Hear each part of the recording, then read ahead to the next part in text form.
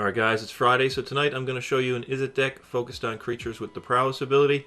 So what Prowess is, it's whenever you cast a non-creature spell, this creature gets +1/+1 until end of turn. You can see Jesse and Thief right there is one of the cards I'm running. 3 mana, 1/3, and whenever it deals combat damage to a player, you draw a card. But of course, with sorceries, instants, enchantments, artifacts, and basically any spell that's not a creature, just like it says, it gets a +1/+1 buff. And for as many spells as you can cast, you can keep buffing them. So also one of the cards in the pool that I've been looking forward to playing with is Soulblade Djinn. It's rare. We only get to play 2 copies, but it's really good, especially in this deck the way I've got it set up. It's a 5 mana 4/3 with flying, so it's got below average stats for its mana cost. It's still a 4 power flyer for 5 mana, which is okay, but it basically gives it doesn't have prowess itself, but it gives your entire team prowess. So whenever you cast a non-creature spell, creatures you control get +1/+1 until end. So you get a whole anthem across the board for every single spell that you cast. So it's, like I said, it's kind of like team prowess, which is really strong.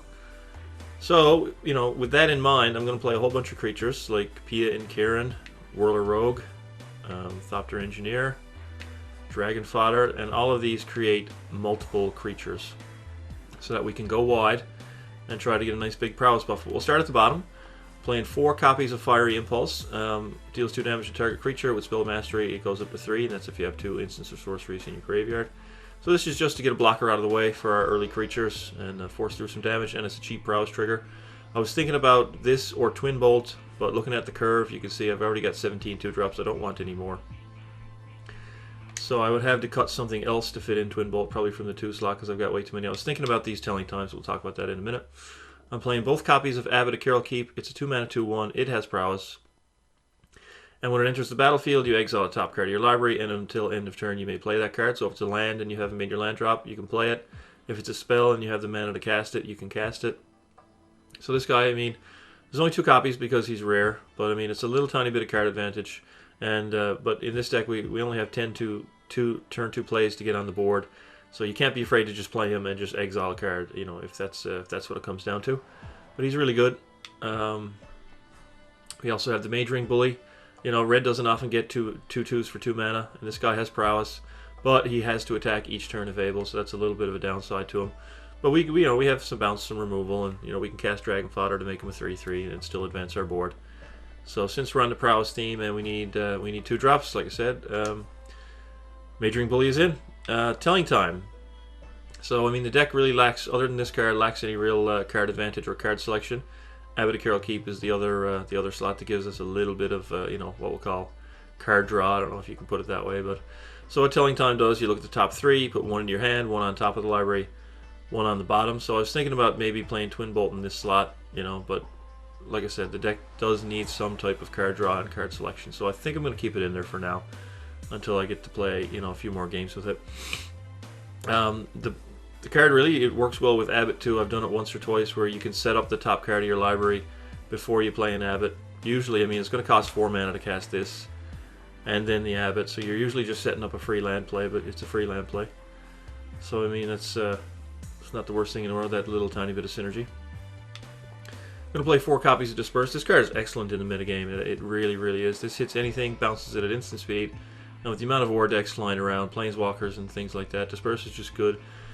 And since we've got some 2-drops like the Bully and the Abbot, we can bounce the first blocker if we really want to and force through some extra damage. And we've got 4 copies of Dragon Fodder, so now we're getting into the stuff that makes multiple creatures. This is a sorcery, so it does trigger prowess on all your prowess creatures, and it makes creatures. So even though it says we have 19 creatures and 17 spells, it's more like we have 23 creature spells and 13, but we have 17 spells to trigger prowess, even though we only have 13 actual spells, which is kind of cool. So I like Dragon Fodder in this deck for that reason. Plus, we're just trying to go wide with a whole bunch of bodies, and this fits that game plan pretty well. It's also a decent turn 2 play, if you don't have a Bully, and if you don't want to play your Abbot. If you're not going to play Abbot on turn 2 unless you have to. You'd rather play Bully or Dragon Fodder, but Abbot is still fine. But Dragon Fodder is a fine turn 2 play just to get on the board. Jesse and Thief, talked about this at the beginning. You draw a card when she hits. She has prowess. She's an excellent card. Probably, one of the ideal turn 3 plays for this deck is you just get this down and hopefully draw some cards off her. I didn't count her, with the whole Telling Time Abbot package because there's no real way to, unlike in the Simic deck, you can't force her through as reliably in this deck. You kind of got to rely on the chump checking factor. You got to swing, and maybe they don't block because you have a Prowess Enabler in your hand or something. But she's still really good. And we're going to play all 3 copies of Thopter Engineer. Again, it's 2 bodies on 1 card. It's a hasted 1/1 flyer, and it's a 1/3, which helps you stabilize on the ground and maybe win the race in the air.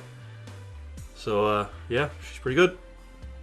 Exquisite Firecraft, just a little bit of more expensive removal or a burn finish. If we're going wide with flyers and little guys, we can just swing in, sometimes shoot 4 to the dome. And it's not hard to get spell mastery in this deck. We do have a lot of spells. So, I mean, Firecraft is in. Going to play all 3 copies of Whirler Rogue. Excuse me, it's a 4-mana 2/2. It makes 2 Thopters. And its ability can make a creature go unblocked for a turn, so we can use that on Jesse and Thief to draw a card. We can use it on a Mage Ring Bully to keep it from dying. You know, we can use it on a Soulblade Djinn if they have a big flying blocker. I mean, you know, you can use that ability on anything for free damage.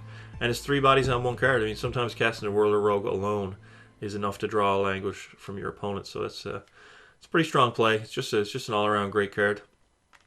Pretty, you know, ton of value for 4 mana. So we're obviously going to play all of those. Pia and Karen, we're only playing 1 because it's legendary, but it's basically the 4th Whirler Rogue because it does bring along 2 Thopters just like the Rogue does. It has a different ability. This one you can sack an artifact and deal 2 damage to target creature or player. It's not as good as the Whirler Rogue's ability because this one requires 3 mana, whereas the Rogue's is free. But it's still a fine card. You know, 3 bodies on 1 card, again, can sometimes draw Languish all on its own. And we're going to play Disciple of the Ring. This card, in the right deck, if there's enough spells, she can be pretty broken. She does a lot of stuff, and you know, if you've seen her in any decks, I mean, I play her in my Dimir Control deck. She's an all-star there.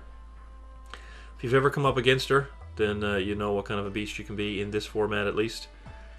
So we're definitely going to play her. And then of course the Soulblade Djinn is kind of, it's almost, I want to call it the centerpiece card, but there's only 2 of them, so it's not really the centerpiece card.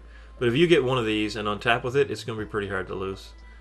Because he's just, he gives your whole team +1/+1 for every spell he casts. I mean, and you can play him, untap, cast 2 spells, and then you get a double Glorious Anthem. It's really good. And the mana base, we're playing 24 lands, nothing exciting here. You know, the curve, we do have 7 cards over 3 mana, and we do want to be able to play creatures and play spells in the same turn, so we don't mind getting up to 6 mana. So we're going to play all 24. And just an even split right down the middle between forests and islands and mountains. And we're going to play all 6 dual lands. And the reason we're playing an even split is because most of our early plays are red with the Abbot, the Mage Ring Bully, and Dragon Fodder.